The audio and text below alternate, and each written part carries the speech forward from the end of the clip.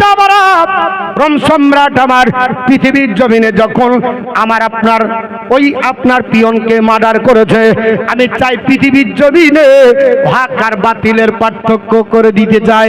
কে তোমরা আছো? রেডি হয়ে যাও। সাহাবী 3000 আল্লাহর নবীকে বললেন, ওগো আল্লাহর নবী, আমরা 3000 সাহাবী বাড়ি যাব না। আমার নবী ডাক দিয়ে বললেন, সাহাবারা 3000 কেউ বাড়ি যাবে না, বলো না। এ সাহাবারা, আমি পৃথিবীর জমিনে 3000 আপনার সাহাবীদেরকে পৃথিবীর জমিনে তোমাদেরকে প্রশিক্ষণ দিয়ে মোতার প্রান্তরে বাড়াবো, তবে তোমরা অবশ্যই বাড়ি থেকে দেখা করে আসো। নবী ডাক দিলেন যে সাহাবীকে প্রথমে, তার নাম হলো যায়েদ বিন হারেসা। ও নবীর আমার আপনার পালিত পুত্র, নবীর কাছে বাল্য বয়সে এসেছিলেন বাবা হযরত আপনার যায়েদ বিন হারেসাকে। নবী ডাক দিয়ে বললেন, যায়েদ বিন হারেসা, তোমাকে আমি যুদ্ধের প্রধান সেনাপতি বানাবো। নবী ডাক দিয়ে যায়েদ বিন হারেসাকে ডাক দিলেন, আল্লাহর নবীর কাছে দণ্ডায়মান হলেন, ইয়া রাসূলুল্লাহ, ইয়া হাবিবাল্লাহ, ওগো নবীজি, আমি কি করে বাড়ি যাব? কারণ সারা জিন্দেগি আপনার দরবারে কাটিয়ে দিয়েছি। সারা জিন্দেগি আপনার দরবারে কাটিয়ে দিয়েছি। সারা জিন্দেগি কার দরবারে কাটিয়েছি? নবীর দরবারে। কেন? হযরত যায়েদ বিন হারেসা ছোট্ট অবস্থায় বাপের মায়ের সঙ্গে মেলা এসেছিল, দিয়ে মেলা থেকে হারিয়ে যায়। আমাদেরও তো হারায় না, জালসাতে এসে ছেলে হারিয়ে দেয়। কত দেখলাম, বলে হুজুর ঘোষণা করে দেন অমুক ছেলে হারিয়েছে। আমি বলি, ভাই ছেলে হারাইছে ঠিক আছে, মা জানে না হারা।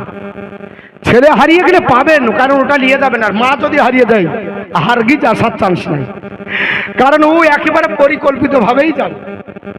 হ্যাঁ, মা জানে না হারে। তো আপনার হারিয়ে গেল, তদানীন্তন কালে ফোন ছিল না, মিডিয়া ছিল না, হারিয়ে গেল। এই যায়েদ বিন হারেসাকে নিয়ে এসে বিক্রি করা হলো মক্কা মুআজ্জামের উকাদ মেলায়। আর কিনলো কে? নবী পাকের প্রথম স্ত্রী মা খাদিজাতুল কুবরা। আমি আপনাদের কাছে মুতার যুদ্ধের কথা দুটো বলবো, কিন্তু আমি আমার নিজের জায়গাতে দাঁড়িয়ে থাকবো। আমি ভারতবর্ষের ইতিহাস থেকে লড়বো না, ভারতবর্ষের ইতিহাসে দাঁড়িয়ে থাকবো। না থাকবেন না? জোরে বলেন। যদি বলেন ভালো লাগছে না, শুনবো না, আমাকে এ দেখেন সভাপতি আছে, চিরকুট দিবেন, দ্যাটস এনাফ, আল্লাহুম্মা আমিন, আমি বাড়ি, অসুবিধা নাই। বলবো তো নাকি? বলবো। আল্লাহুম্মা সাল্লি আলা সাইয়্যিদিনা মাওলানা মুহাম্মদ জানা ওয়ালা আলি সাইয়্যিদিনা মাওলানা মুহাম্মদ ওয়ালা আলি সাইয়্যিদিনা মাওলানা মুহাম্মদ হৃদয়ের মাঝে একটাই বাসনা, যাহাব আমি সোনার মদিনা। জোরে হবে না? আরেকটু জোরে বলতে হবে। আরে হৃদয়ের মাঝে একটাই বাসনা, যাহাব আমি সোনার মদিনা। আমরা সকলে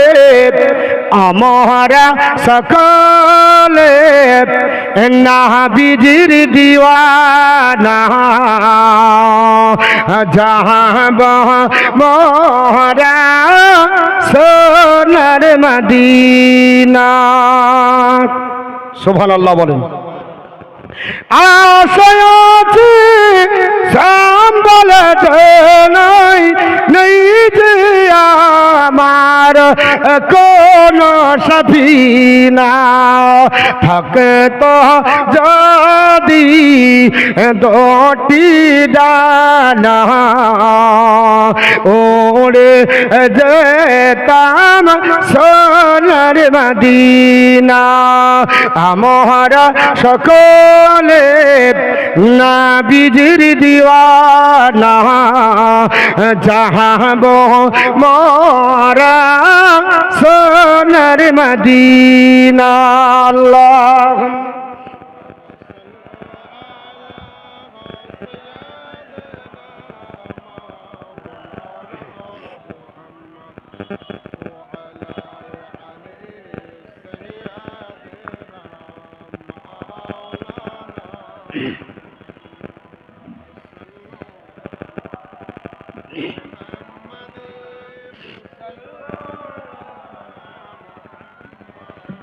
हरदम जाबा से निकाला मोहम्मद हरदम जाबा शफीआना मोहम्मद सल्लल्लाहु अलैहि वसल्लम नबी के रखते बोलें या रसूल अल्लाह या हबीब अल्लाह नबी गो বাড়ি যাবার দরকার নাই, কারণ বাপ মা হিসাবে আপনাদেরকেই বেছে নিয়েছি। মাইশাকে মা বলে সম্বোধন করি, আপনাকে পিতার মর্যাদা দিয়ে পৃথিবীর জমিনে আমি জিন্দেগি কাটিয়ে দিই। ইয়া রাসূলুল্লাহ, আপনার কাছে পৃথিবীতে সারা জিন্দেগি কাটালেন, কারণ পৃথিবীর জমিনে উকাজের মেলাতে হযরতে যায়েদ বিন হারেসা বিক্রি হবার পর থেকে যখন নবীর একদিন আঙ্গুল ধরে রাস্তায় চলতেছিলেন, আবু কুবাইস পাহাড়ের ধার দিয়ে চলে যায়। ওই সময়তে হজের মৌসুম চলছিল। ইয়ামিন প্রদেশের লোকেরা আসার পরে জানতে পারলো আল্লাহর নবীর আঙ্গুল ধরে যায়েদ বিন হারেসা চলতেছে। তারা আপনার যাবার পরে যায়েদের বাপ হারেসাকে ডাক দিয়ে বলল, ওগো হারেসা, তোমার 10 বছর আগে যে ছেলেটা হারিয়ে গেছে, ওই ছেলেটাকে মুহাম্মদের আঙ্গুল ধরে চলতে দেখলাম। জোরে বল সুবহানাল্লাহ। যায়েদ বিন হারেসা আপনার নবীর আঙ্গুল ধরে চলে। হারেসার চিন্তা ভাবনা হলো, তাহলে ছেলে যদি জিন্দা থাকে যত টাকা লাগবে ছেলেকে আপনার ক্রয় করব, কেউ যদি কিনে থাকে টাকা দেব। প্রচুর পরিমাণে টাকা আপনার গোছাল করার পরে আল্লাহর নবীর দরবারে মক্কা মুআজ্জামায় আসার পরে ডাক দিয়ে বলেছিল, ওগো মক্কার মানুষেরা, তোমরা বলতে পারো যায়েদ নামে আপনার বালকটা কোথায়? সবাই বলেছিল আছে আপনার মুহাম্মদ সাল্লাল্লাহু তাআলা আলাইহি ওয়াসাল্লামের বাড়িতে। জোরে বল সুবহানাল্লাহ। হারেসা পৃথিবীর জমিনে গুটি গুটি পায়ে আমার নবীর দরবারে যখন গেলেন, যাবার পর ডাক দিয়ে বললেন, হে মুহাম্মদ সাল্লাল্লাহু আলাইহি সাল্লাম, পৃথিবীর জমিনে আপনার নাম চতুর্দিকে ছড়িয়েছে, কারণ আপনার মতো চরিত্রবান পৃথিবীর জমিনে অন্য কেউ হতে পারে না। আপনি পৃথিবী 1 নম্বর চরিত্রের অধিকারী, এটা স্বয়ং আমার আল্লাহ বলেছে, লাকাদ কানা লাকুম ফি রাসূলিল্লাহি উসওয়াতুন হাসানা। তোমাদের জন্য নবীর মধ্যে রয়েছে উত্তম নমুনা। এর জন্য গাস্তাবাইল বলে, এ জগৎবাসীরা তোমরা শোনো, Muhammad Rasulullah set a shining example to his people, his character of pure understandless. এ জগৎবাসী, পৃথিবীর জমিনে মুহাম্মদ এমন একজন ব্যক্তিত্বের অধিকারী যার চরিত্রে কলঙ্কর দাগ নাই। আর আমাদের আপনার বলে হয়েছে চরিত্র যদি দেখা যায়, নেতাকে যদি দেখা যায়, কালভেট পেটের ভিতরে ভরে লাই, আপনার খোয়া ভরে লাই, এমনকি বড় বড় ব্রিজ ভরে লাই, এমনকি গোটা গোটা চাকরি পর্যন্ত ভরে লাই, 24,000 চাকরি পর্যন্ত গিলে নিয়েছে। ঠিক না বেঠিং বাবা? মুসলমান নেতা নেতৃত্ব যদি নবীর সুন্নাতি তরিকায় হয়, নবী বলেছে ওর জায়গা আরশের নিচে হবে। আমার নবী বলেছে ইমামুল আদিল জাসরুল্লাহ যিনি হবে, নাইপারান দেশের শাসক যিনি হবে, নাইপারান দেশের নেতা যিনি হবে, ও জাহান্নামে যাবে না। আল্লাহ পাক আদর করে ওর জায়গাটা 7 শ্রেণীর ভিতরে 1 নম্বরে আরশের নিচে হবে। সুবহানাল্লাহ, সুবহানাল্লাহ। আমার মুসলমান, এর জন্য বিশ্ববিখ্যাত ভারতবর্ষের প্রধানমন্ত্রী শ্রীমতী ইন্দিরা গান্ধী প্রথম আপনার নারী প্রধানমন্ত্রী হিসাবে পৃথিবীতে বিবেচিত হয়েছিলেন। উনি ডাক দিয়ে বলেছিলেন 1982 সালে, এ জগৎবাসীরা শোনো, Mohammad Rasulullah not only founded a new religion but also establish a polity. Mohammad শুধু নেতা নয়, তিনি আপনার ধর্মীয় গুরু নয়, গোটা বিশ্ব মানব জাতির জন্য কেন্দ্রীয় লিডার। জোরে বলুন সুবহানাল্লাহ। এই জগৎবাসীরা, পার্লামেন্টের সদস্যরা, তোমরা যদি মোহাম্মদের চরিত্রের কাছে নিজেকে স্যারেন্ডার হয়ে বিলীন হয়ে যদি আদর্শ আপনার প্রতীক হয়ে যদি রাষ্ট্র শাসন করো, তাহলে পৃথিবীতে জনগণের কল্যাণ হবে না, জনগণ চিন্তিত হবে না, জনগণের অসুবিধা হবে না, জনগণের হক মারা হবে না। আর এমন নেতা গো, বিধবা ভাতা পর্যন্ত ছাড়ে না, হাইজ্যাক করে নিজের অ্যাকাউন্টে ট্রান্সফার করে। ঠিক না বেঠিং বাবা? আর যদি ধরা পড়ে বলবে যে বুঝতে পারিনি, কি করে টিপ চলে গেছে ওই দিকে, কি করে যায় বাবা, ও তো ক্লিক করতে গেলে আঙ্গুল লাগবে, ফিঙ্গারপ্রিন্ট ছাড়া হবে না। টাকা দেখবো বলে গেছে, নেতা বলছে টিপ হয়েছে, এবার ট্রান্সফার হয়ে আমার ঘরে। বিধবা ভাতা মারে না, মানতে পারে না, ওটা পর্যন্ত গিলে নেয়, মানে না, মানে না। তাহলে আমরা নবীর চরিত্র শুনবো, নবীর চরিত্র শুনে নিজের চরিত্র গঠন করব। সারা বছর হারাম খেয়ে ঢেকুত্তিরে সেদ্দাই বলে চল, যা খেয়েছি খেয়েছি কবুল কর, মনে হচ্ছে মুদিখানার মাল।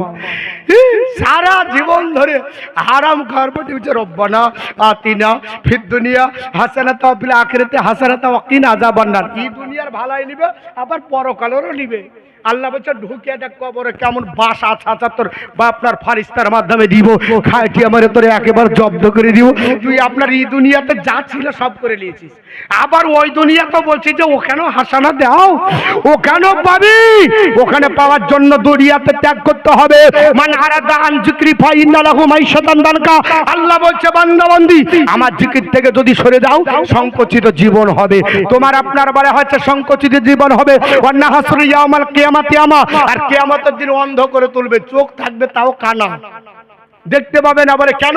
বলে দুনিয়াতে তুই ভুগালছিস, যাদের টিপ ছিল না, যারা লিখতে জানতো না, পড়তে জানো না, যারা নিজের নামটা বুঝতে পারেনি, তাদেরকে অন্ধ বানিয়ে করেছিস, ভালো মন্দ বুঝতে পারিসনি।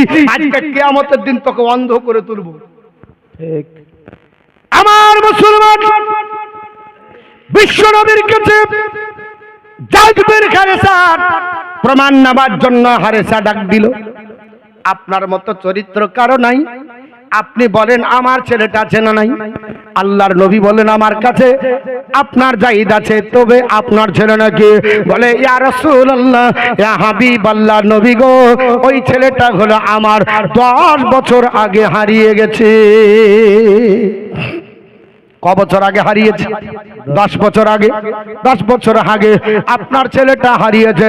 জাইদ বিন হারেসা বাবা, তার নাম হলো জাইদ, আর বাপের নাম হলো হারেসা। হারেসা ডাক দিয়ে বলল, ছেলেটাকে আপনি দিয়ে দেন, যত টাকা লাগবে দিব, গয়না লাগলে দিব। আপনার বলে আছে ব্যাগ বোঝাই টাকা নিয়ে এসেছে, ইয়ামিন প্রদেশের স্বনামধন্য ব্যক্তিত্ব। নবী বলল টাকা লাগবে না, পয়সা লাগবে না, সোনা দানা লাগবে না, তবে তুমি ইচ্ছা করে বেটাকে বলো, যদি তোমার বেটা চলে যায় আপত্তি নয়, আর আমার কাছে যদি থেকে যায় তাহলে তুমি কি রেখে যাবে? হারেসা বলছে আমার বেটা আপনার 10 বছর পরে পেয়েছে, যতই হোক বাপ বেটার মহব্বত থাকবে কিনা? বাপ ডাক দিয়ে বলেছে বেটা একটু কলিজা ঠান্ডা কর, আমার আপনার বুকে লেগে যা।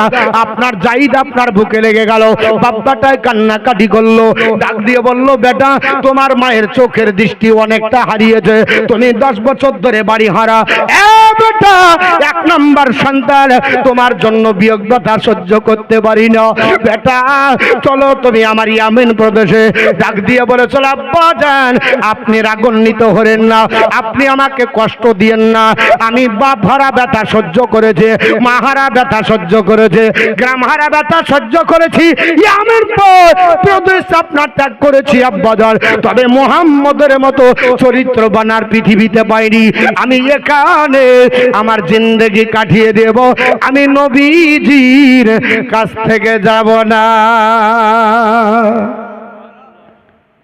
আল্লাহ নবী বিশ্ব নবীর ছত্র ছায়া থেকে যাব না। হারিসা চোখের পানি ছেড়ে কান্না করলো।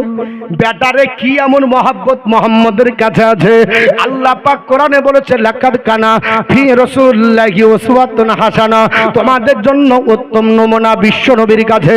নবীর মতো চরিত্রবান কেউ হবে না। যায়েদ বিন হারেসা আমার নবীর কাছে থেকে গেলেন। হারেসা ডাক দিয়ে বললেন, ইয়া রাসূলুল্লাহ, যেহেতু বেটা গেল না, তবে আমাকে সুযোগ দেন, মাঝে মাঝে বেটার দৃশ্য দর্শন করে যাব। নবী বললেন, দরজা খোলা, অসুবিধা নাই। যায়েদ বিন হারেসাকে নবী ডাক দিয়ে বলে, ওরে আমার যায়েদ, তোমাকে আপনার মোতার যুদ্ধের জন্য আমি 1 নাম্বার কমান্ডার বানানো। ওই যুদ্ধে তুমি কমান্ডার হবে।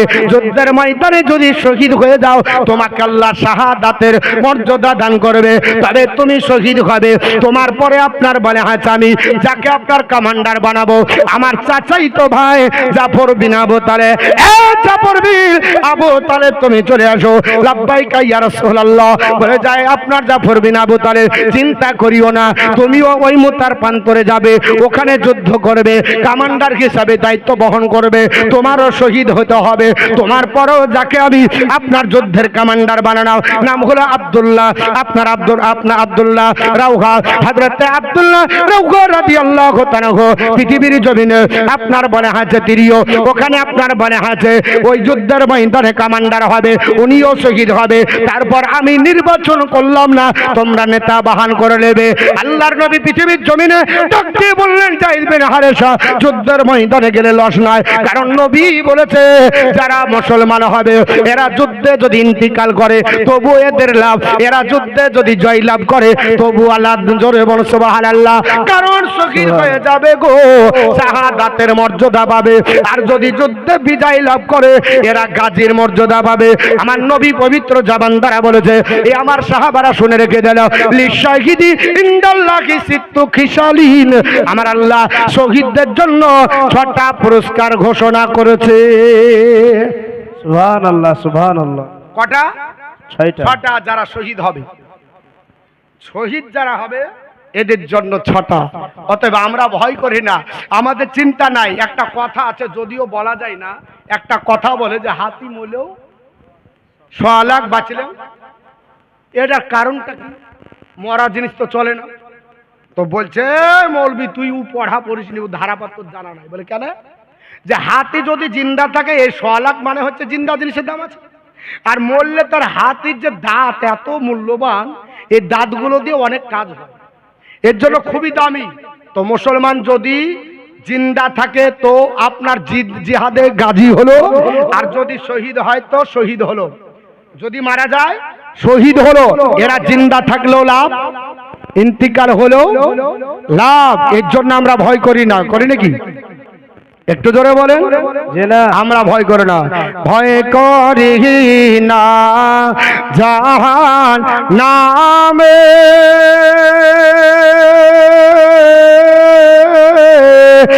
আগুন ডারাই আমার নবীর নামে, আগুন হবে ফল, আল্লাহর হাবিব নবী গো আমার মুহাম্মদ রাসূল, পড়েন লা ইলাহা ইল্লাল্লাহু মুহাম্মদ রাসূল, নবী আমার পাকা কান্ডারি,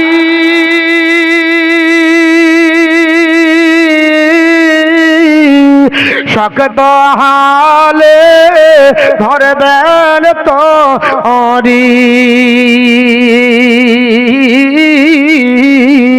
পায় তাই তো বসে আরাম করি, পাব নদীর কুল, আল্লাহর হাবিব নবী গো আমার মুহাম্মদ রাসূল, লা ইলাহা ইল্লাল্লাহু মোহাম্মদ রাসূল। আর জান্নাতে রয় হর পরি আমায় নিবে বরণ করি গলায় পরাবে ফুল আল্লাহর হাবিব নবী গো আমার মোহাম্মদ রাসূল। তার কালেমা পড়তে মুমিন করিও না গো ভুল।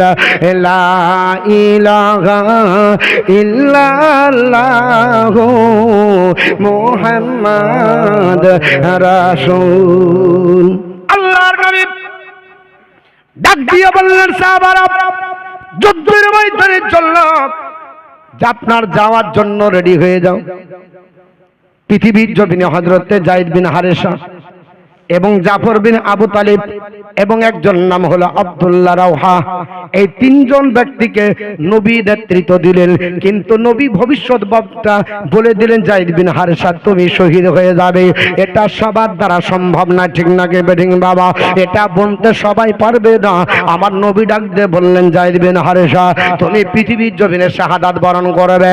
এইদিকে খবর যখন হয়ে গেল, রোম সম্রাট আপনার হিরাক্লিয়াস বলল যুদ্ধ করবে মুসলমানরা তাদের সাহাবীকে হত্যা করার জন্য, তাদের মুসলমানকে হত্যা করার জন্য।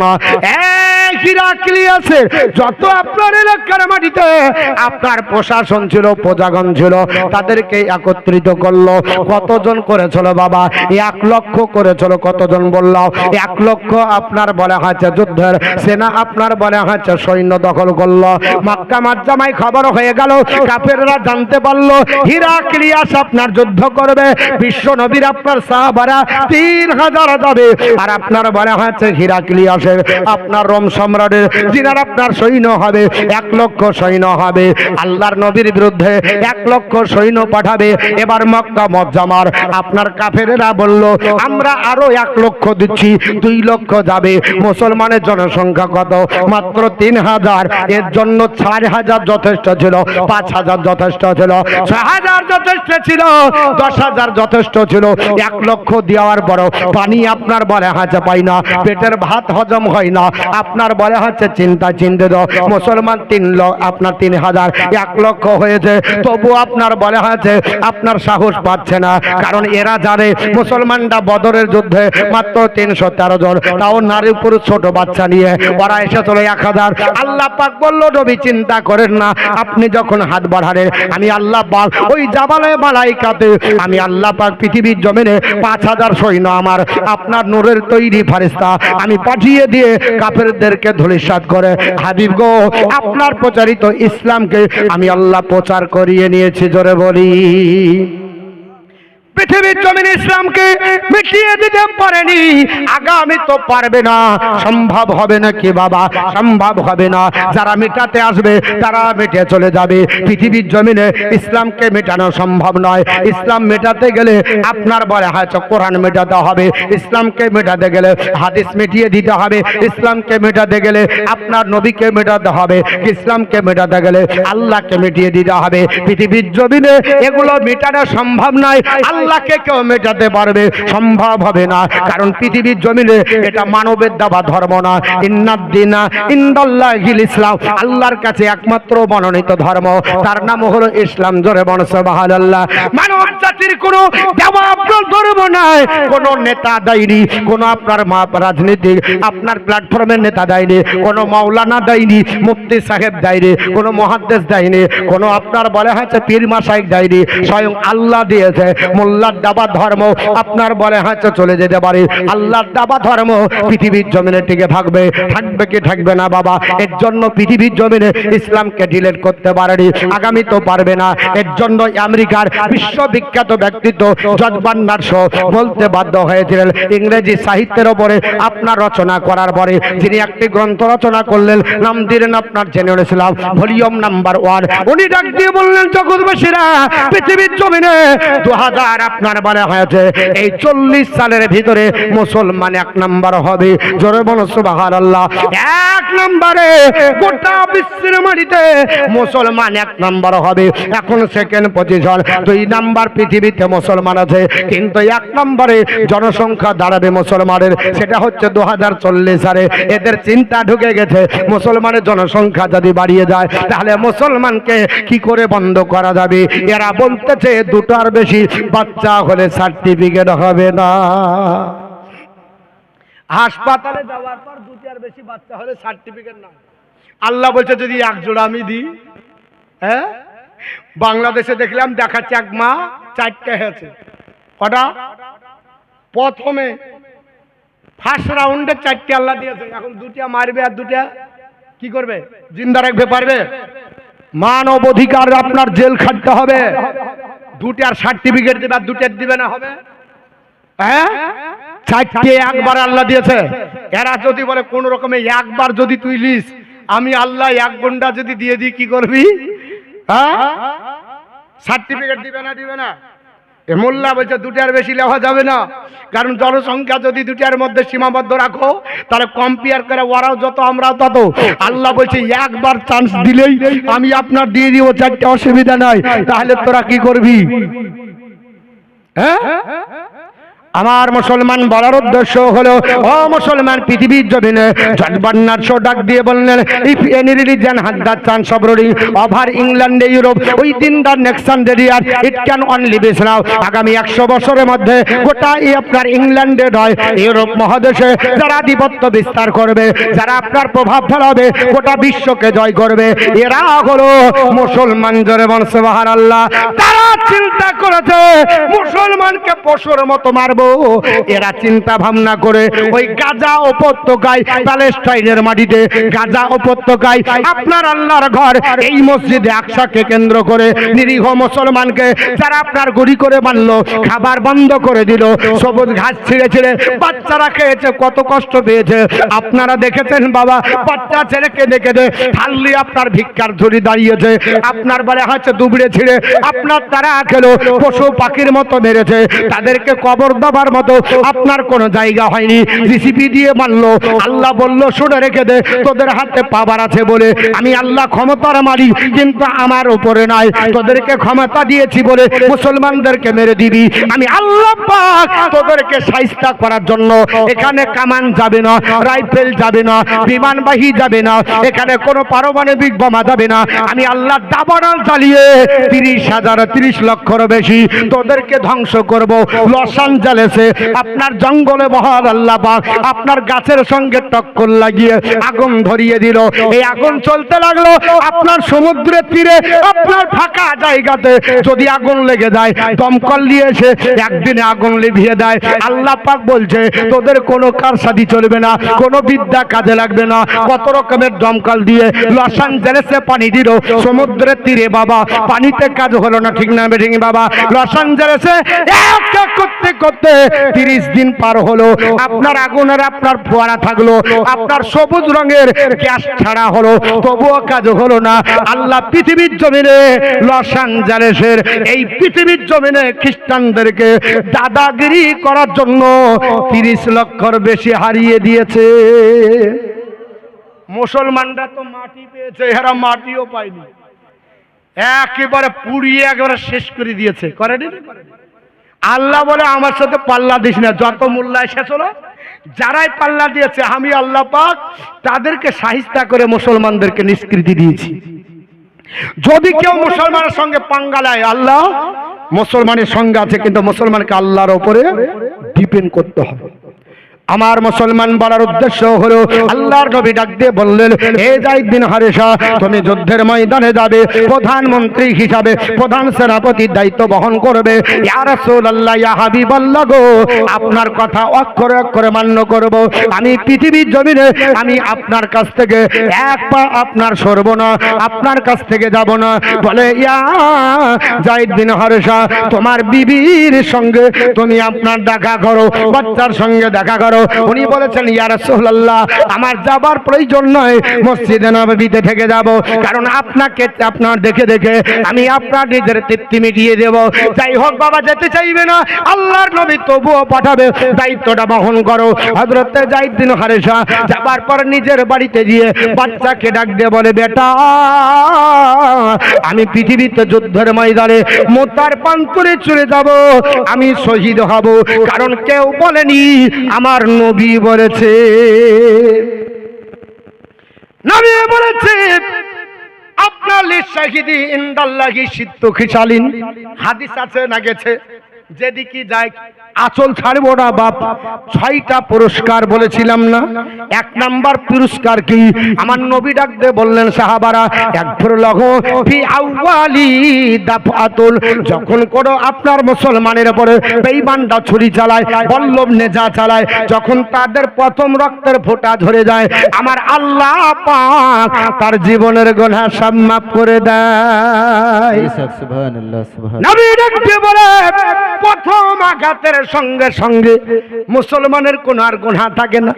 2 নাম্বার নবী বললেন, সাহাবারা শুনে রেখে দাও, মহান রাব্বুল আলামিন ওয়া ইউরিয়া মাকাদাহু মিনাল জান্নাহ, আমার আল্লাহ পাক ওই বান্দা বান্দিকে যিনি আল্লাহ রাস্তায় জীবন দেয়, ওকে আল্লাহ শহীদ হবার আগে আল্লাহ জান্নাত দেখাই। ধরে বল সুবহানাল্লাহ। ও আমার সাহাবী, ও আমার বান্দা বান্দিরা, তোমরা চলে যাবে নবীর খাতিরে, জীবন তোমরা দিবে, কিন্তু তোমাদের কোন জান্নাত দেখে নাও। দেখবেন কোন ব্যক্তি যদি পৃথিবীতে ঘর ভাড়া নেয়, আগে ঘরটা দেখে যায়, ঠিক না বেঠিক বাবা? মুসলমান জান্নাতে কোন জায়গায় থাকবে, আমার আল্লাহ পাক তাকে ওই জান্নাতের আপনার দরজাটা দেখিয়ে দেয়। নবী বলেছে, সাহাবারা, জান্নাতুল ফিরদাউস হবে, যে জান্নাত সবার জন্য নয়, আমার আল্লাহ শহীদদের জন্য দেবে।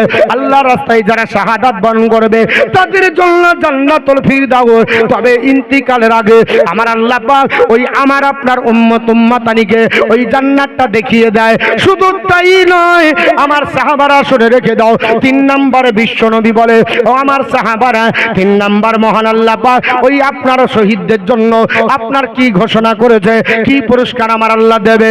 নবী আমার ডাক দিয়ে বলতেছে, সাহাবারা, ওয়ায়ুজারু মিনাল আযাবিল কবর, আল্লাহ পাক তার কবরের আযাব মাফ করে দেয়। জোরে বলুন সুবহানাল্লাহ। কবরে আযাব হবে না, কবরে চিন্তা হবে না, কবরে কোনো টেনশন নাই। শুধু তাই নয়, ওয়ায়ামানু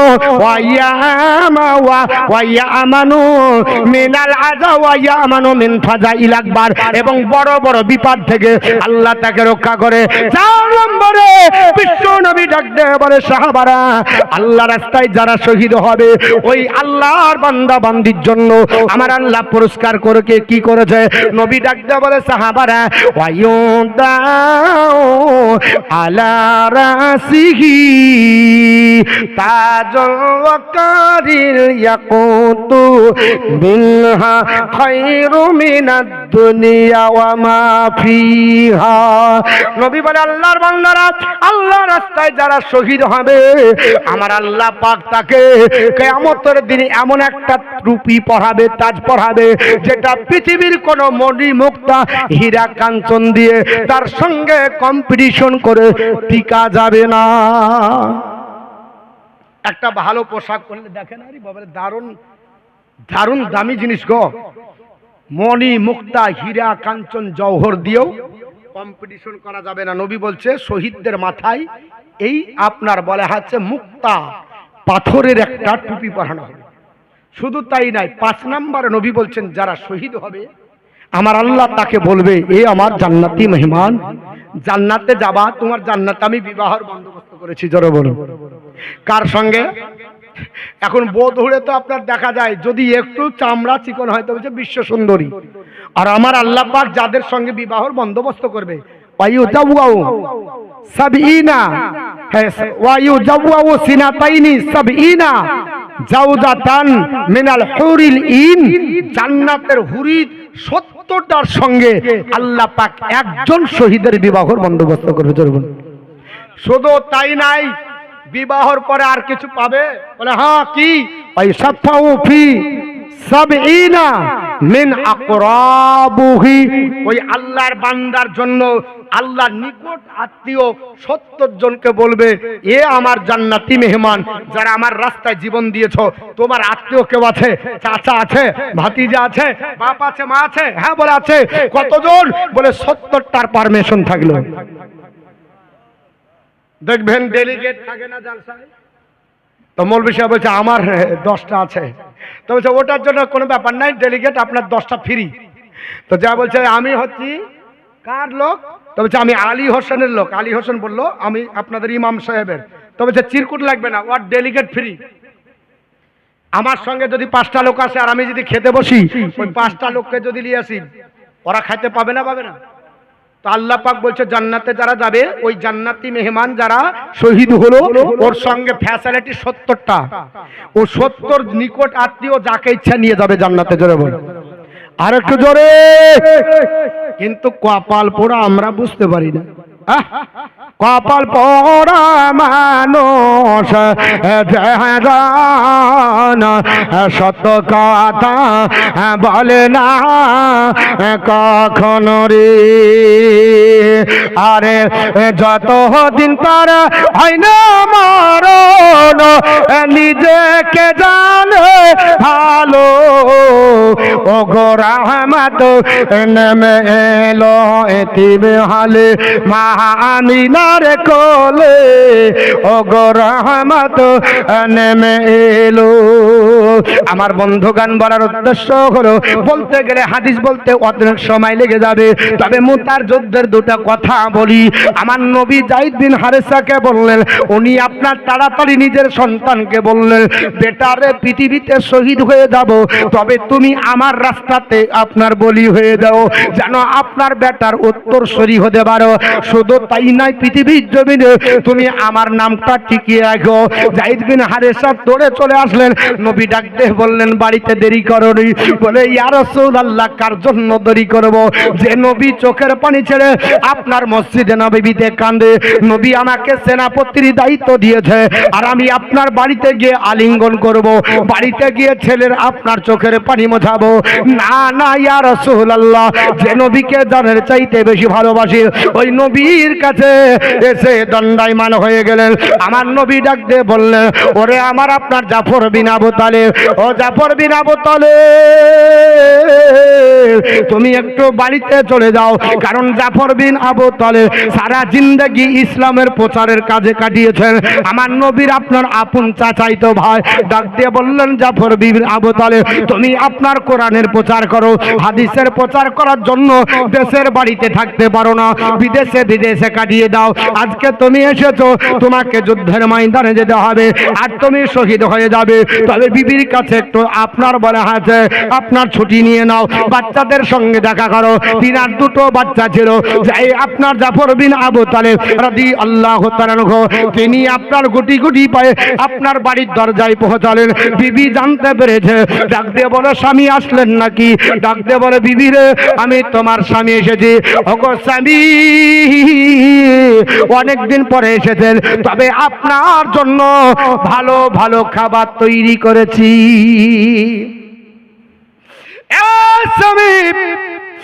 আমি আপনার দীর্ঘদিন ধরে অপেক্ষায় ছিলাম, কবে আমার স্বামী আসবে, আর একটা থালে খাবারকে নবীর সুন্নাত আদায় করব।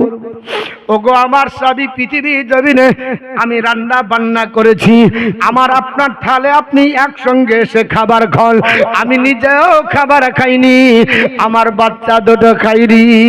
হযরত জাফর বিন আবু তালেব বলে, ওরে বিবি, আমাকে খাবার খাওয়ার জন্য ডাকিও না, আমাকে আহ্বান করিও না, কারণ তোমার কাছে যদি খাবার খেতে যায়, খাবার খেতে গিয়ে মহব্বত বেড়ে যাবে। বাচ্চারা কান্না করলে মহব্বত যদি বেড়ে যায়, আর এখানে যদি সময় চলে যায়, ও বিবি পৃথিবীর জমিনে আমার নবী কষ্ট যদি পেয়ে যায়, আমার জন্য জাহান্নাম হারা আপনার বলে হ্যাঁ ওয়াজিব হয়ে যাবে, জান্নাত হারাম হয়ে যাবে। বিবি তাড়াতাড়ি তুমি আমাকে দরজার উপর থেকে দেখে নাও। বলে না স্বামী, আপনি বাড়ির ভিতরে আসে যাই। আপনার জাফর বিন আবু তালেব তিনি বললেন আমি যাব না।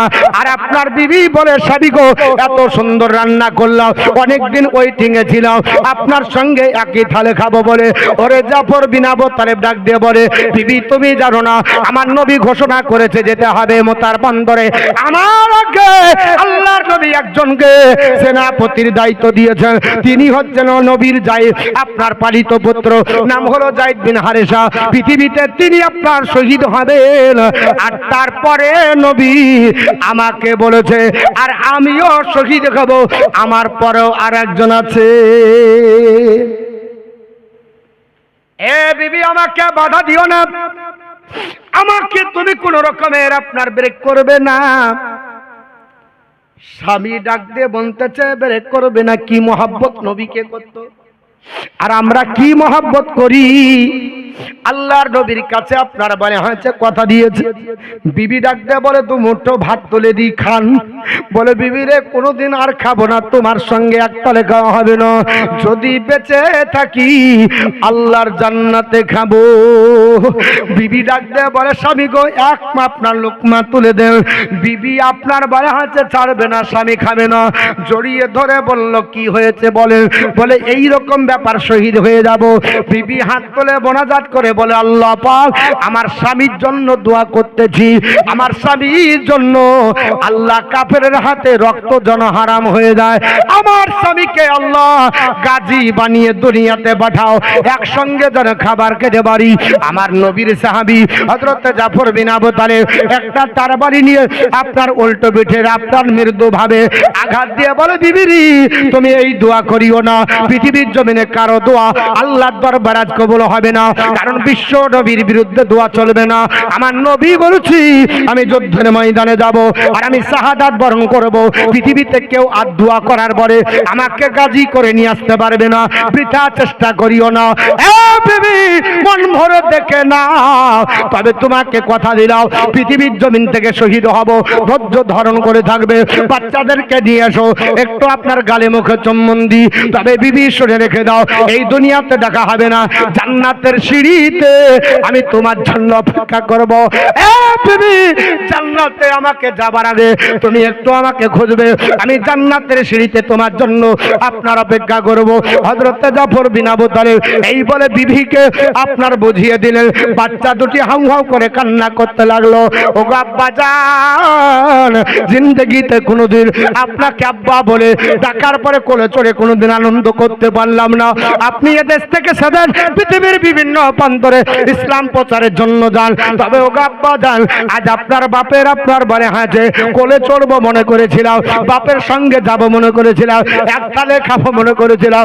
আমার আম্মা জান কত কষ্ট করে অনেক রান্না বান্না করলো, আব্বা জান খেতে পাবো না, আজ একটা আপনার থালে মাছ আপনার ভাত দেবেন না, আব্বা জান পৃথিবীর জমিনে আমরা কি খাবার খেতে পাবো না। বলে বাবা আমার গালে চুম্বন দিয়ে সহ্য করে নাও, পৃথিবীর জমিনে তোমরাও এই রাস্তার পথিক হবে, আর আমার জন্য দোয়া করো আল্লাহর জান্নাতে দেখা হবে। আমার মুসলমান সাহাবাদের মতো ত্যাগ করতে পারবো, ত্যাগ শিকার হবে নাকি? আমরা তো আগে ভয়ে কাঁপতে লাগবো। আমার মুসলমান বলার উদ্দেশ্য হলো যাই হোক হযরত আপনার জাফর বিন আবু তালেব রাদিয়াল্লাহু তাআলা আনহু তিনি আপনার বিবির সঙ্গে বাচ্চার সঙ্গে দেখা করে আমার নবীর দরবারে হাজির হয়ে গেলেন। মসজিদের নববীতে দণ্ডায়মান নবী ডাক দিয়ে বলে ও আমার সাহাবী হযরত আব্দুল্লাহ রাওহা, পৃথিবীর জমিনে তুমি চলে যাও, আপনার স্বামী বিবির সঙ্গে দেখা করো, কারণ বিবাহ করেছি এখনো বিবি কেমন ওটাও তিনি দেখতে পাননি।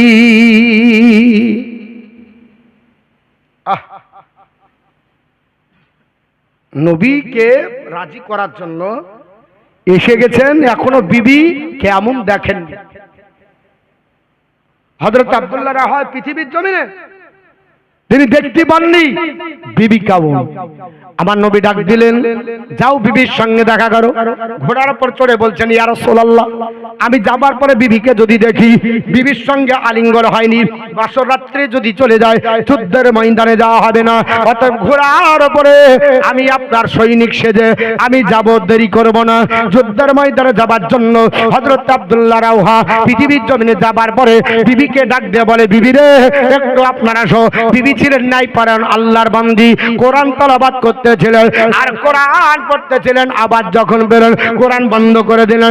এ মুসলমান, হযরত আপনার বলে হাত আব্দুল্লাহ রাওহা পৃথিবীর জমিনে, আপনার পৃথিবীর জমিনে আপনার বলে হাত দৌড়ে আসলেন। স্বামী আপনার বলে হাত বিবি একত্রিত হলো।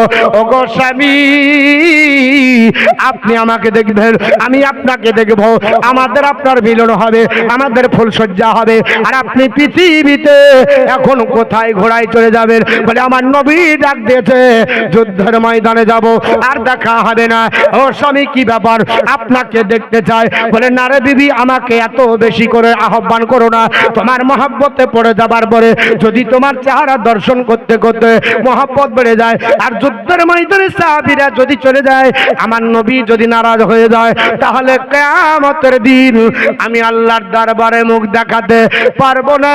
কারণ নবীর আশিক ছাড়া আল্লাহর জান্নাত হবে না, নবী এছাড়া জান্নাত পাবে না।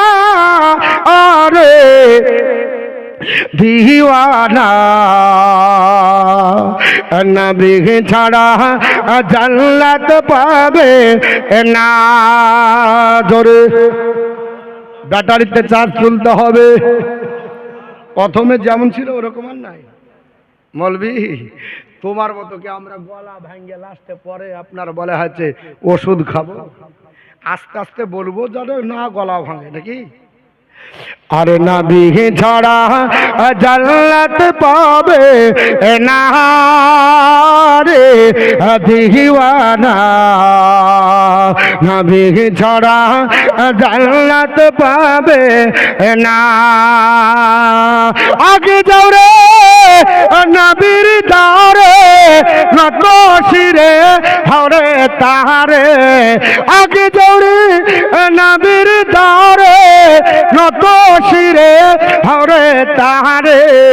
তবে পাবে মাওলার ঠিকানা রে দিওয়ানা, নবী ছাড়া জান্নাত পাবে না, নবী ছাড়া আল্লাহ পাবে না রে দিওয়ানা, নবী ছাড়া জান্নাত পাবে না। আল্লাহ পাক জানি বলে যেজন পেতে চাওয়া আমাকে, আল্লাহ পাক জানি বলে যেজন পেতে চাওয়া আমাকে।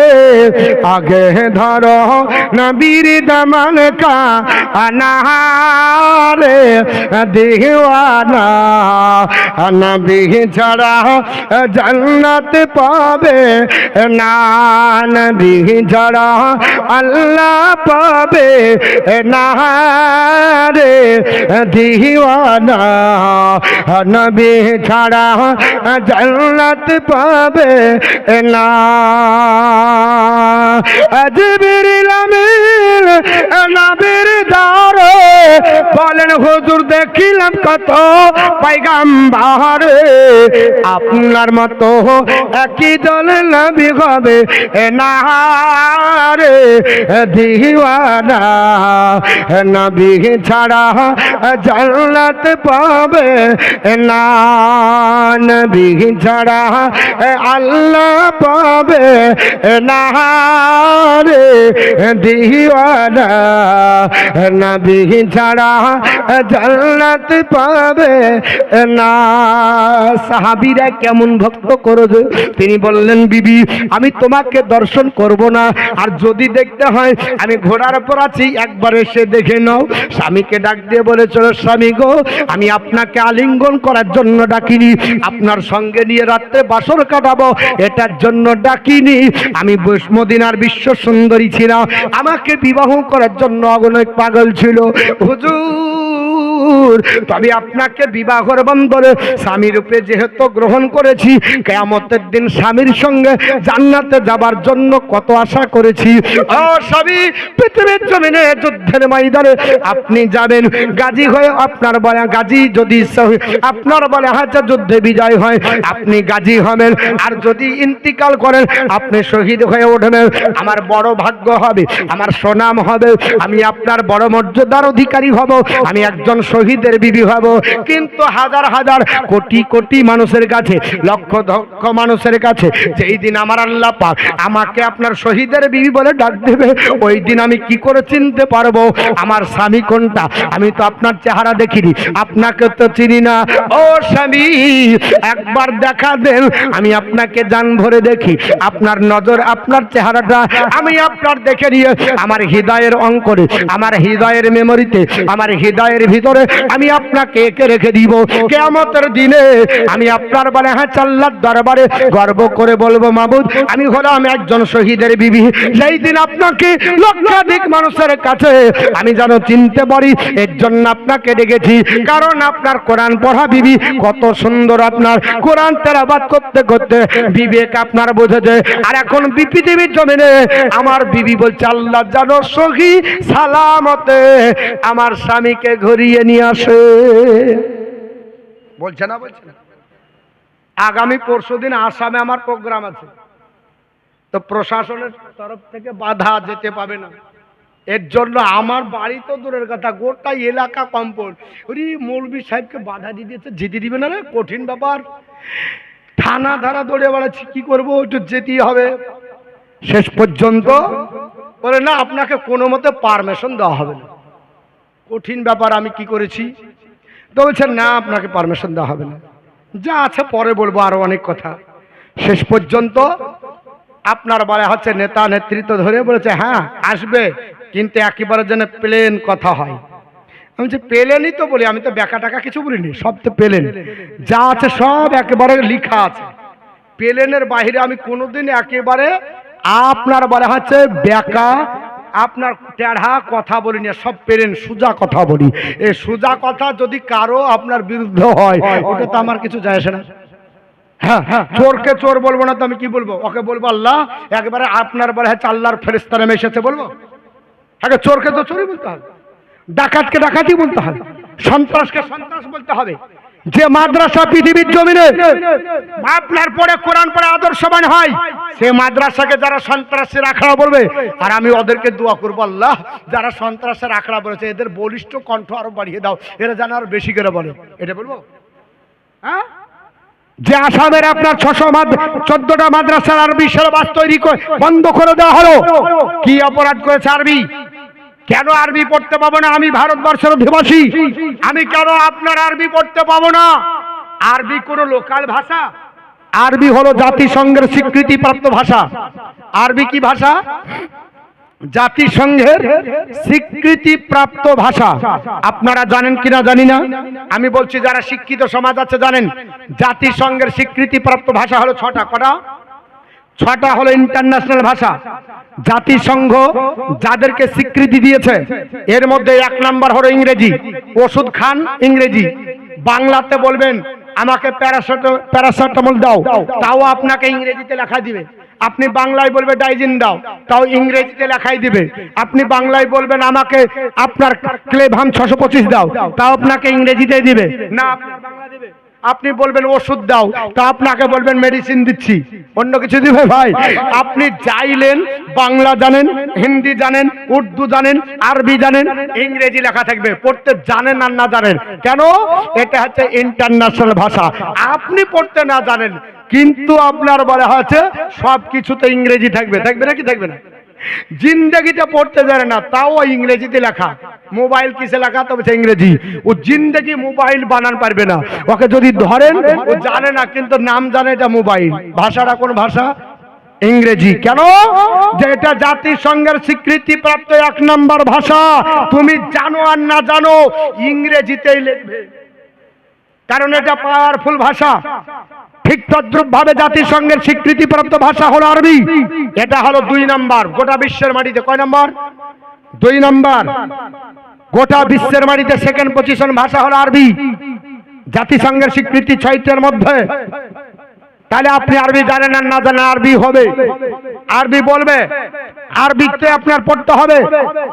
600 আপনার বলা হচ্ছে 14টা 614টা মাদ্রাসার আরবি সিলেবাস বন্ধ। আরবি পড়লে বলছে আতঙ্কবাদী হয়, এর জন্য বন্ধ করা হচ্ছে। পৃথিবীর জমিনে পাশ্চাত্যের আপনার 37টি দেশের রাষ্ট্রীয় ভাষা হলো আরবি। যারা আরবিতে কথা বলে, আরবিতে আপনার বলা হচ্ছে দেশ চলে। এই ভাষাটা ছোটখাটো ভাষা নয়, এটা জাতিসংঘের স্বীকৃতিপ্রাপ্ত ভাষা। অথচ সেই ভাষাকে বন্ধ করে দেওয়ার জন্য চিন্তা ভাবনা করে আরবি সিলেবাস বন্ধ, মাস্টার নিয়োগ হবে না, আরবি পড়তে পাবে না। শোনেন, যারা আরবি বন্ধ করার চেষ্টা করেছিল, আমার আল্লাহ বন্ধ তাদেরকে করেছে পারেনি। কলকাতা হাইকোর্টের প্রধান বিচারপতি ম্যাডাম পদ্মা খাস্তিকে আজ থেকে 25 বছর আগে আল্লাহর কোরআনের বিরুদ্ধে যখন কেস করা হলো, তখন কেস নিজে হ্যান্ডেলিং করে বলল কোরআন চর্চা বন্ধ, কোরআন পড়তে পাবে না, কোরআন পড়তে দেওয়া হবে না।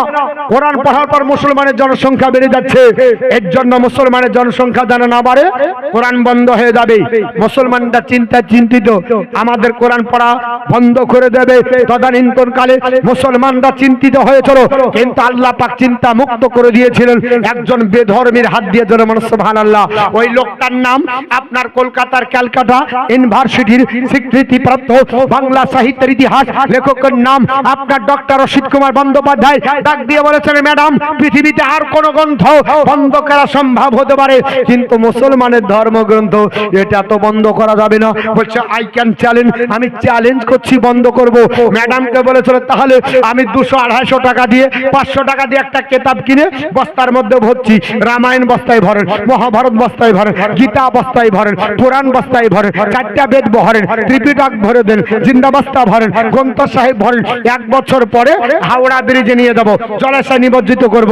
1 বছর দেখব রামায়ণ তৈরি করেন, বাল্মীকির রচনা রামায়ণ তৈরি করেন। ম্যাডাম দাঁতে কলম ধরে বলছে ওটা হবে না। বলে কেন হবে না? ওর হাফেজ জানা, হাফেজ নাই। কারণ যে রামায়ণের গল্পটা জানতো সে লিখতে জানতো না, যে গল্প জানতো সে লিখতে জানতো না, যে লিখতে জানতো গল্পটা জানতো না। অতএব রামায়ণ রচনা করতে গেলে হাফেজ লাগবে, গোটা বিশ্বের মাটিতে হাফেজ নাই, অতএব তৈরি হবে না। 2 বছর সময় দেব, মহাভারত তৈরি করো। বলে ওটাও হবে না। বলে কেন হবে না? এরও হাফেজ পাওয়া যাবে না, সম্ভব হলো না। 3 বছর সময় দেব।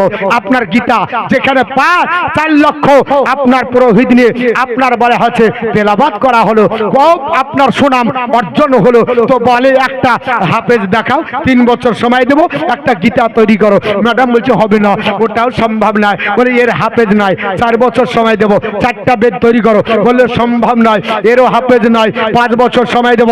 হিন্দু শাস্ত্রের প্রাচীন গ্রন্থ নাম হলো তার পুরাণ, 18 খণ্ডে বিভক্ত, তৈরি করে দেখাও। বলে সম্ভব হবে না, এরও হাফেজ নাই। 6 বছর সময় দেব, আপনার ত্রিপিটক তৈরি করো। সম্ভব হবে না, এরও হাফেজ পৃথিবীতে আপনার হয়নি, আগামী তো হবে না। আপনার 6 বছর হবে, তাহলে হলো না। বলে 7 বছর নেন, আর একটা গ্রন্থ তৈরি করেন। বলে আপনার বলে হচ্ছে গ্রন্থটা ত্রিপিটক, ওটা তৈরি করে দেখাও। বলে ওটাও হবে না, এরও হাফেজ নাই। 8 বছর সময় দেব, গ্রন্থ সাহেব তৈরি করো। সম্ভব হবে না, এরও হাফেজ পৃথিবীতে আপনার নাই, আগামী তো হবে না। বলে ম্যাডাম 8 বছর লাগবে না, 8 মাস লাগবে না, 8 দিন দরকার নাই, মাত্র 1 দিনের 8 ঘন্টা সময় দেন। মুসলমানের ঘরে ছেলে আপনার হাফেজে কোরআন, মুসলমানের ঘরে ছেলে মাদ্রাসা পড়ায় স্টুডেন্ট, হাফেজে কোরআনকে 1 দিন যদি আপনার 3 ভাগ করে 8 ঘন্টা সময় দেওয়া যায়, 8 ঘন্টার ব্যবধানে পবিত্র কোরআনের সূরা ফাতিহার আলিফ লাম থেকে শুরু করবে, এক লাগার যদি কন্টিনিউ 8 ঘন্টা তেলাওয়াত করে সূরা নাসের সিন পর্যন্ত, এক জায়গায় দাঁড়িয়ে আল্লাহ রেকর্ডিং করা কোরআন এক জায়গায় দাঁড়িয়ে আপনার বলা হয়েছে 8 ঘন্টার ব্যবধানে শুনিয়ে দিতে পারে। পারে না? পারে না? সুবহানাল্লাহ। হাফেজ কোরআন 8 ঘন্টার ব্যবধানে গোটা টোটাল রেকর্ডিং করা কোরআন শুনিয়ে দিতে পারে। কত নম্বর চিপস? কত নম্বর আপনার মেমোরি আপনি জানেন? আপনার মেমোরি আপনার পাওয়ার আছে 1 GB হবে, 2 GB হবে, আপনার 3 GB হবে, আপনার 4 GB হবে, আপনার বলে হচ্ছে 5 GB হবে, আনলিমিটেড হবে না। আনলিমিটেড কথা হবে, আনলিমিটেড আপনার বলে হচ্ছে আপনার অন্তরের ভিতরে আপনার বলে হচ্ছে জেরক্স করে আপনার রেকর্ডিং করে রাখতে পারবেন না। কেন? মহান আল্লাহ পাক বলে নাহানু নাযালনা যিকরা ওয়া ইন্না লাহু লাহাফিজুন। কোরআন আমি আল্লাহ অবতীর্ণ করেছি আর সংরক্ষণ করার দায়িত্ব আমি আল্লাহ। মোল্লার হাতে ছেড়ে দিইনি।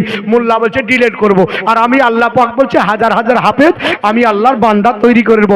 শুধু বলতে দে, এখনই জেরক্স মেশিন শুরু হয়ে যাবে। এক একটা হাফেজ 8 ঘন্টার ব্যবধানে কোরআন গোটা বাড়ি বাড়ি তৈরি করে দেবে। জোরে বলো, পারবে না? পারবে না। এমন কোন দেশ আছে যে একটা দেশে হাফেজে কোরআন নাই? অন্তত একটাও আছে। এক এক দেশে 2টা আছে, এক এক দেশে 5টা আছে। যদি সার্ভে করে দেখা যায় প্রত্যেকটা গ্রামে একটার চাইতে বেশি হয়ে গেছে কোরআন। হাজার হাজার কোরআনের হাফেজ, ওরা হচ্ছে নিজস্ব জেরক্স মেশিন বসা আছে। আল্লাহ বলছে কোনো চিন্তা নাই, এত মেমোরি দিয়েছি, এত জিবি দিয়েছি, এত আপনার বলে আছে র্যাম দিয়েছি, আপনার কোনো দিন শেষ হবে না। যা আপনার ভরবে। দেখবেন কোন ব্যক্তি যদি কিছু ডাউনলোড করে তো সিগন্যাল পড়ে যায়, কিছু ডিলিট করো দিয়ে ডাউনলোড করো, মানে অ্যাপস লোড আর লিবে না, হয় না? তা হাফেজ সাহেব যে কোরআন শরীফ মুখস্থ করেছে, ওনার আর কিছু মুখস্থ করতে পারে না? আর অন্য কোম্পানি বলছে সামথিং ডিলিট, মানে কিছু ডিলিট করো তারপরে আমাকে ভরো, না হলে কি হবে? আমি ফুল মেমোরি ফুল, হয় না? মেমোরি ফুল হলে হবে না। কি বলছে? বলে কিছু মেসেজ ডিলিট করো, কিছু এটা ডিলিট করো। তা হাফেজে কোরআন যারা আছে আর অন্য কিছু ভরতে পারে না? হাদিস মুখস্থ, কোরআন মুখস্থ, আপনি জিতছেন মুখস্থ। কত জিবি র্যাম আমার খোদা জানে, কত জিবি র্যাম খোদা জানে। আনলিমিটেড, অসুবিধা নাই। যা বলবেন এখানেই সেভ করে নেবে। চেষ্টা চালাতে হবে, আমার আল্লাহ তাকে আপনার বলে হাতে মুখস্থ করার দায়িত্ব দিবেন। জোরে বল সুবহানাল্লাহ। আমার মুসলমান বলার উদ্দেশ্য হলো, আপনাদের কাছে আলোচনা করছিলাম। কি হলো? খাড়া হয়ে গেলেন কেন? সিগন্যাল পড়েছে নাকি? আমার বন্ধুগান বলার উদ্দেশ্য হলো, হযরত আপনার বলা হয় যে বিশ্ব নবী ডাক দিয়ে বললেন, হে সাহাবারা, মুতার যুদ্ধে যেতে হবে। মুতার যুদ্ধে যাবার পরে শাহাদাত তুমি বরণ করবে। হে আমার যায়েদ বিন হারেসা, রেডি হয়ে যাও। আল্লাহর নবী 3000 সাহাবী মুতার যুদ্ধে যাবার জন্য রেডি হয়ে গেলেন। আমার নবীজি 3000 সাহাবীকে প্রমোট করে যুদ্ধের ময়দানে পাঠাচ্ছেন। এক ইহুদির সঙ্গে দেখা হলো, ডাক দিয়ে বলতেছে, ইহুদি, ওগো যায়েদ বিন হারেসা, তোমাদের নবী তোমাকে যুদ্ধ করার জন্য বলেছে। বলে হ্যাঁ। তবে কি বলেছে? বলে আমাকে শহীদ হবে বলেছে। বলে যদি তোমাদের নবী সত্য হয়, শহীদ অবশ্যই হবে। কারণ পৃথিবীর জমিনে মুহাম্মদের একটা কথা অল্টারনেট হয় না। জোরে বলুন সুবহানাল্লাহ। আল্লাহর নবীর সাহাবীরা তবুও পিছু পা হলেন না। আমাকে যদি বলে মতিউর রহমান, তুই যে বক্তব্য রেখেছিস নামিয়া দেখ, সামনে তোকে ধরবো। মতিউর রহমান বলছে রাস্তা পাল্টা, অন্য দিক দিয়ে চল। সাহাবীদেরকে বলা হলো শহীদ হয়ে যাবে, সাহাবারা কিন্তু পিছু পা হলো না। একটা সাহাবা আপনার পিছু পা হচ্ছেন না। আমার নবীর সাহাবারা 3000, 1000 আপনার বলে হয়েছে 1 লক্ষ। আপনার বেধর্মী হিরাক্লিয়াসের তত্ত্বাবধানে কাফেররা একত্রিত হয়ে যায়। তারা খাবার খায়, পানি খায়, উটের গোশত খায়। তাদের জায়গার অভাব নাই, তাদের খাবারের অভাব নাই, পানির অভাব নাই, অস্ত্রের অভাব নাই। আর বলিষ্ঠ ঘোড়া নিয়ে এসেছে যুদ্ধের জন্য। আমার নবীর সাহাবীদের তেমন অস্ত্র নাই, তেমন খাবার তাদের নাই। যুদ্ধের ময়দানে যাবার পরে পৃথিবীর জমিনে 1 লক্ষ কাফের দেখে কিছু সাহাবী বিরক্ত হয়ে আপনার বলে চলে, আরে 1 লক্ষ কাফেরের বিরুদ্ধে কি করে লড়বো? যুবক সাহাবী দাঁড়িয়ে গেল। হযরত আব্দুল্লাহ রাওহা ডাক দিয়ে বলে, নবীর সাহাবীরা, আমরা মুসা কালিমুল্লাহর যুগের উম্মত নয়, আমরা পিছু পা হব, আমরা নবীর গোলাম, আমরা পিছু পা হব না, আমরা নবীর জন্য জীবন দিব। জোরে বল সুবহানাল্লাহ। আরেকটু জোরে বলে পৃথিবীর জমিনে আমরা নবীর কাছ থেকে এসেছি, আমার নবী বলেছে শাহাদাত বরণ করব, অর্থাৎ পৃথিবীর জমিনে শহীদ হব। এই সাহাবারা পিছু পা হবে না। 3000 সাহাবীকে হযরত আপনার বলা হচ্ছে আব্দুল্লাহ রাওহা রাদিয়াল্লাহু তাআলা তিনি প্রশিক্ষণ দিলেন। যাবার পর যুদ্ধের ময়দানে আপনার বলা হয়েছে যাবার জন্য হযরত যায়েদ বিন হারেসাকে বললেন, যায়েদ বিন হারেসা তিনি 1 নম্বর যুদ্ধের আপনার সেনাপতির দায়িত্ব বহন করে। হযরত যায়েদ বিন হারেসা পৃথিবীর জমিনে যুদ্ধের ময়দানে নামলেন। তবে আমার নবী বলেছে, কখনো কেউ জানো আগে আপনার বলে হচ্ছে আক্রমণ করবে না। মুসলমানের আপনার অবস্থা হলো যুদ্ধের ময়দানে তোমরা ইসলামের দাওয়াত দাও। উদউ ইলা সাবিলি বিল হিকমা ওয়াল মাউইজাতিল হাসানা। তোমরা যখন কাউকে নিজের ধর্মের দিকে ডাকবে, ভালো ভালো যুক্তি দিয়ে সুন্দর সুন্দর কথা বলে ডাকো, তিরস্কার করে না। আমরা কোনো কাফির মুশরিককে ঘৃণা করতে পাবো না, কিন্তু যখন আমাদের অধিকার ছিনিয়ে নিবে অধিকার দাবি করতে পাবো। কারণ এটা ভারতবর্ষের সংবিধান, ভারতবর্ষের মাটিতে আমরা বসবাস করি, আমাদের এটা অধিকার সাংবিধানিক। কেন? 1944 সালে নেতাজিকে যখন গুলি করেছিল ইংরেজের প্রশাসন, তখন কোথায় ছিল? কে বাঁচিয়েছিল জানা আছে? নেতাজিকে চাপড়ে ধরে নিজের পিঠে গুলিটা যিনি বিদ্ধ করেছিলেন তার নাম হচ্ছে নিজামুদ্দিন। আমাকে বলতে হবে না? নিজামুদ্দিন এত আপনার বলা হচ্ছে নিজের জীবন দিয়ে বিবিকে বিবাহ করলেন, বাচ্চাকে এতিম বানালেন, মা বাপকে সন্তান হারা করলেন। নেতাজিকে বাঁচিয়ে বললেন, নেতাজি আপনার মতো যদি নেতা ভারতবর্ষের বডিয়ে থাকে তাহলে ভারতবর্ষের জনগণ স্বাধীনতা ফিরে পাবে। কারণ আপনি চরমপন্থী একজন নেতা, আপনি দিল্লি চলো বলে ডাক দিয়েছেন, আপনার স্লোগানে গোটা বিশ্বের মানুষ সাড়া দিয়ে আপনার কাছে এসেছে। অতএব ভারতের জনগণের কল্যাণ করেছেন, তার জন্য ইংরেজের প্রশাসনের গুলিতে আপনি ঝাঁঝরা হয়ে মারা যাবেন, আর আমরা নেতা হারা হব না। তাই নিজামুদ্দিন চাপড়ে ধরে নিজেকে ইংরেজের গুলি পিঠে বিদ্ধ করলেন। শেষ পর্যন্ত নিজামুদ্দিন প্রাণ চলে গেল, নেতাজি বেঁচে গেল। তাহলে নিজামুদ্দিনের নামটা উঠলো না কেন? বাঁচালো কে? নিজামুদ্দিন। এ কথাটা বললে মতিউর রহমান খারাপ। অনেক ইতিহাস আছে, আমি আপনাদের কাছে সারা রাত্রি যদি ভারতবর্ষে মুসলমানদের অবদানের কথা বলি শেষ হবে না। কিন্তু আমাকে একটু বলতে হবে, আম কাঁঠালের বাগান, বুঝতে পারছেন? সবাই তো বিরিয়ানি পছন্দ করে না। কেউ খিচুড়িতে পেট ভরায়, কেউ বিরিয়ানিতে, আবার কেউ ডাল ভাত ছাড়া খায় না, আবার কেউ রুটি খায়, কেউ আবার আপনার বলা হচ্ছে ফল খেয়ে দিন কাটায়। তাহলে রুচি সবার সমান না, তাই না? যে যা চাই একটু তাদের সামঞ্জস্য রক্ষা করতে হয়। দরুদ শরীফ পড়েন, আমি যুদ্ধের ময়দানে ঢুকে যাই। আল্লাহুম্মা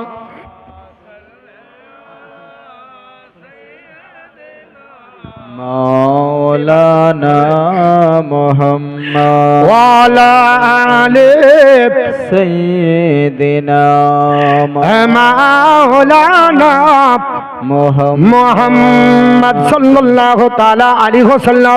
আমার মুসলমান বলার উদ্দেশ্য হলো হযরত যায়েদ বিন হারেসা তবু ইসলামের দাওয়াত দিয়েছিলেন, কাফেরেরা গ্রহণ করলো না। শেষ পর্যন্ত যুদ্ধের বড় ঘটনা বাবা, আপনার যায়েদ বিন হারেসা আপনার কলা গাছ, কচু গাছ আপনার কাটা কাটতে করতে কাফেরদেরকে আপনার বিভ্রান্ত করলেন। সবাই অবাক হয়ে গেল, আহারে মুসলমানের বীর যোদ্ধা এত শক্তিশালী, পৃথিবীতে একটা যুবক মাত্র আমাদের 1 লক্ষ সৈন্যকে আপনার হিমশিম খাইয়ে দেয়, 1 লক্ষ সৈন্যকে বিভ্রান্ত করে দিল। তোমরা একে একে কেউ যাবে না, চতুর্দিকে তীর বল্লম নেজা চালাও। শেষ পর্যন্ত এমন আপনার নেজা বল্লম চালালো, তীর ধনুক চালালো। হযরত যায়েদ বিন হারেসা রাদিয়াল্লাহু রাদিয়াল্লাহু তাআলা আনহুকে ওই মক্কার প্রান্তরে আপনার বলে হাতে জমিনে আপনার বলে হাতে তরবারি দিয়ে জমিনে যখন লুটিয়ে ফেলেছে হযরত যায়েদ বিন হারিসা ডাক দিয়ে বলতেছে, ও নবীর সাহাবী, ওগো আপনার জাফর বিন আবু তালেব, আজ তুমি আমাকে দেখো, ওই তাবু থেকে একটু লক্ষ্য করো, আমি নবীর সাহাবী আর হয়তো পৃথিবীতে বাঁচবো না, আমি হয়তো চলে যাব, তবে নবীর পতাকা নিচে নামতে দেব না, আমার জীবন চলে যাবে। গোলামানে মুস্তফা জান देने से डरते नहीं, सरकार जाए आ रहा जाए कुछ परवाह नहीं करते। হযরত আপনার জাফর বিন আবু তালেব তিনি আপনার দৌড়ে আসলেন, নিজের হাতে আপনার বালে হাতে ওই আপনার পতাকাটা ধারণ করলেন, আর হযরত যায়েদ বিন হারিসা আমার নবীর সাহাবী সামনে কলমা পড়তে পড়তে আপনার বিদায় নিলেন।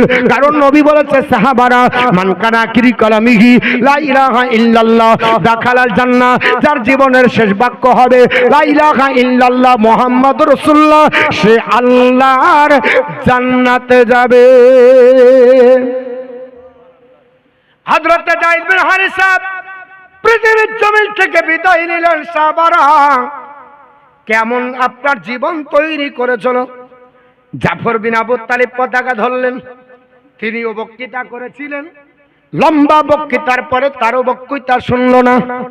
যুদ্ধের জন্য আহ্বান করা হলো, উনি যুদ্ধের জন্য আহ্বানে সাড়া দিলেন, যুদ্ধের ময়দানে তিনি চলে গেলেন।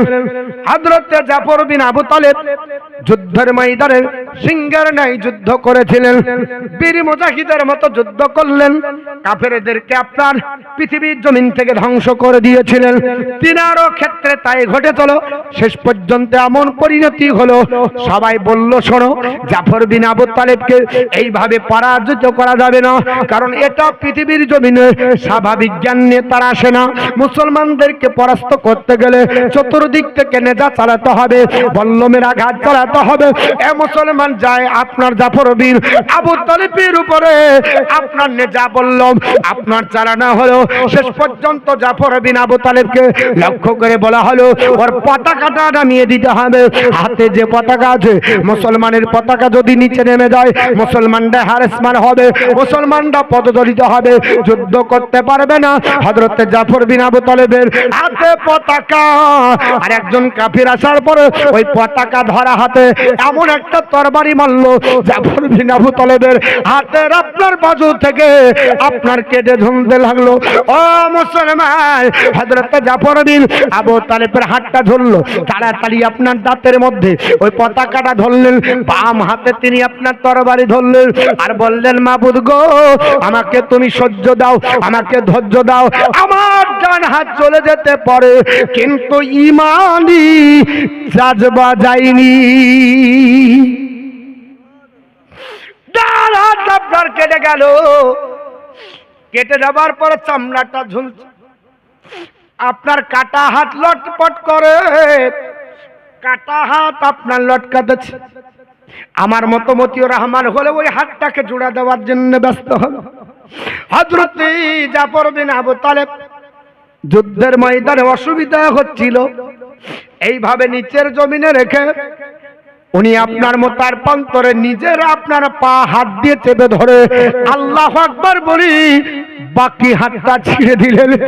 ডাক দিয়ে বললেন, আল্লাহ, এই হাতের জন্য অসুবিধা যদি হয়, যুদ্ধের ময়দানে যুদ্ধ হবে না, আমার নবীর মহব্বত দেখতে পারবো না, নবীকে দেখাতে পারবো না। মাবুদ গো, একটা হাত আমার জন্য যথেষ্ট।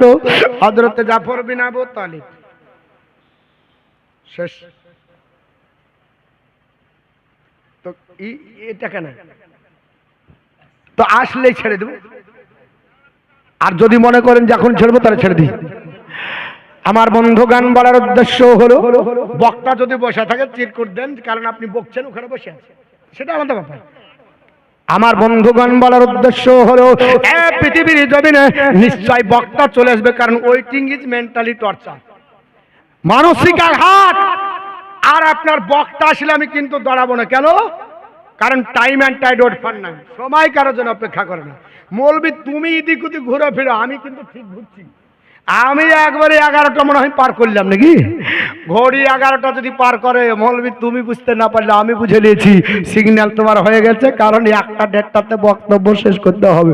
তোমার মতো তো আমি পাগলা মৌলবি না, আমি ঠিক ঘুরছি, ঘুরতে ঘুরতে ঠিক পার করে দিয়েছি।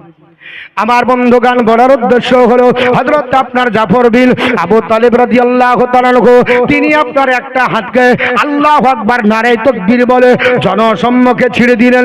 এক হাতে আপনার তরবারি আর এক হাতে আপনার দাঁত দিয়ে তিনি আপনার ধরেছেন আপনার ইসলামিক পতাকা।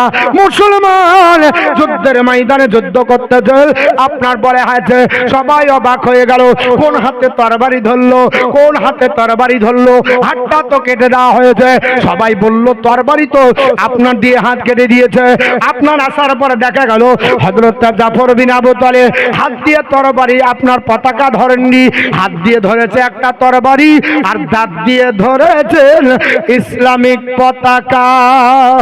ও নবীজির মহব্বতের সাহাবী, তিনি ডাক দিয়ে বলে আল্লাহ তোমার কাছে সাক্ষী রেখে দিলাম, আল্লাহ তুমি দেখো আমি পৃথিবীর জমিনে আমার জীবন চলে যাবে, নবীর মহব্বত চলে যাবে না, নবীর মহব্বত কমতে দেব না। কাফেররা বলল না না, ওকে যদি কাবু করতে হয়, ইসলামিক পতাকা যদি নামিয়ে দিতে হয় আর একটা হাত কেটে দাও, তাইলে 2টা হাত কেটে যাবে, তাহলে কি করে যুদ্ধ করে রে? হযরত জাফর বিন আবু তালিবের বাম হাতের উপরে আপনার তরবারি চালিয়ে দেওয়া হলো, বাম হাতটা জমিনে কেটে পড়ে গেল। হযরত জাফর বিন আবু তালিব তবুও তিনি বললেন না না না, আমার 2 হাত চলে যাবে, আমার ইসলামিক পতাকা নামবে না, আমি নবী পৃথিবীতে নবীর পতাকা নামতে দেব না। ও জাফর বিন আবু তালিব আপনার দাঁত দিয়ে ধরে ডাক দিয়ে বলে নবীর সাহাবারা আমি এখনো বেঁচে আছি, আমি এখনো শহীদ হয়ে যাইনি, এখনো নবীর পতাকা ধরে আছি, আমি যুদ্ধের ময়দানে আছি। আপনার বাজুর উপর চাপিয়ে দেওয়া হলো, বাজু কেটে দেওয়া হলো, আপনার বাম পা কেটে দেওয়া হলো ফুটবলের মতো, তবু আপনার বলে হয়েছে দাঁত দিয়ে শুয়ে শুয়ে পতাকা চালিয়ে ধরেছে। ও মুসলমান, ইসলাম কাকে বলে? এমনি ইসলাম আসেনি, নবীর সাহাবীদেরকে আপনার জীবন দিতে হয়েছে, বিবিদেরকে বাচ্চা বা বিয়ে করতে হয়েছে, বাচ্চাদের টিম করতে হয়েছে, মাকে সন্তান হারা করতে হয়েছে, রক্তের বন্যা বয়াতে হয়েছে, এর জন্য ইসলাম এসেছে। এমনি ইসলাম আসেনি হযরত আপনার জাফর বিন আবু তালিব রাদিয়াল্লাহু তাআলা আনহুর পৃথিবীর জমিনে 2 বাজু কাটিয়ে দিয়ে আপনার ক্ষান্ত হলো না। পৃথিবীর জমিনে জাফর বিন আবু তালিবের উপরে নারে তাকবীর, নারে তকবীর, নারে রিসালাত, মাসলাকে আলা হযরত উলামায়ে আহলে সুন্নাত জিন্দাবাদ। হযরতুল আল্লাহ মাওলানা মুফতি জাহাঙ্গীর আলম খান সাহেব জিন্দাবাদ। নারে তকবীর, নারে রিসালাত। ইয়া রাসূল বসে পড়ুন। বসেন। জাফর বিন আবু তালিব রাদিয়াল্লাহু তাআলা আনহু তিনি শুয়ে শুয়ে আপনার বলা আছে, শুয়ে শুয়ে তিনি আপনার বলে আছে কি করছেন? ইসলামিক পতাকা আপনার ধরে আছেন, ইসলামিক পতাকা ঝান্ডা